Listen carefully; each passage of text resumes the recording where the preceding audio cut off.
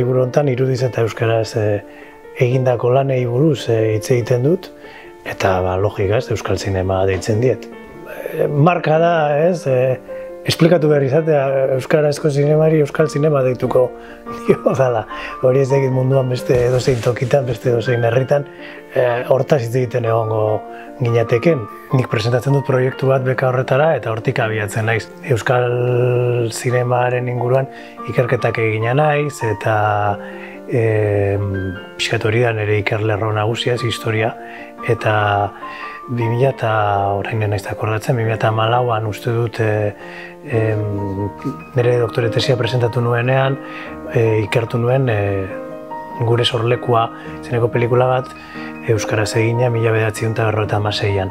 Orduan hartu nintzen izugarrizko ezjakintasuna geneukala gure historiaz, ez? Eta nik ikerketa hartan gauza asko ez ezagunak ziren gauza asko topatu nituen bezala, beste hainbat eta hainbat gauza gelditzen zirela oraindik ere ikertzeko. Nik uste dut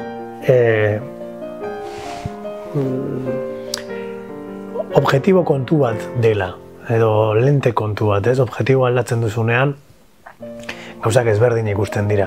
Eta uste dut liburu honek egiten duena hori dela objektiboa aldatu, eta horregatik agertzen dira beste gauza asko, eta horietako bat da adibidez amaterismo, profesionaltasun langa horren gainetik pasatzea, eta beste langa batzuk ere gainetik pasatzea.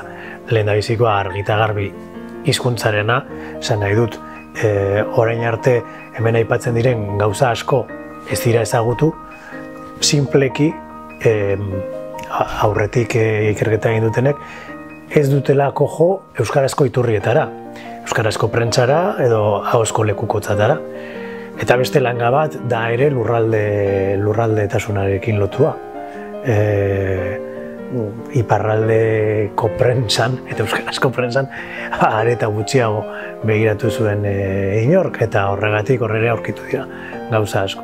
Xabier Letek kantatzen zuen periodikoa letuz ilustratzen gera, eta horixe da. Nik ez dut egin aurrian papera eta atzian papera, baina egin dudana izan da periodikoak eta ahozko lekukotzak bildu. Kasu batzuetan erresago, digitalizatuta zeudenean eta bilatzaileak eta zeudenean, eta beste batzuetan banan, hori da pazientzia hartzea eta laguntza pixkatera izan dut. Hemen aipatzen diren filma asko desagertuta daude, hori lehendabiziko gauza. Edo, ez dakigun non dauden, edo desagerrarazi zituzten. Orduan, badago mentura horiek aurkitzeko eta horien ikerketa hortik bideratzeko, ez? Gogoratzen naiz, Jon Alonsoren novela batetan grazia handia egin zidan, nola esaten zuten batzutan irakurgai akademikoak saldu beharko liratekela farmazian prospekto batekin. Eta beti saiatu naiz horretatik ihes egiten.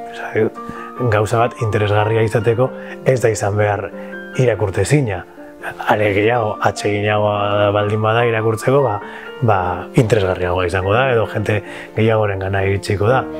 Eta, liburu hau, saiatu naiz nire, ez da egitu esan, nire ikuspegitik egiten gehiago da behar bada ensaio bat, ikerketa liburu klasiko bat baino, nahiz eta dokumentatuta dagoen guztia eta segitzen dituen iturriei dagozkion eta metodologiari dagozkion gauza guzti horiek. Baina,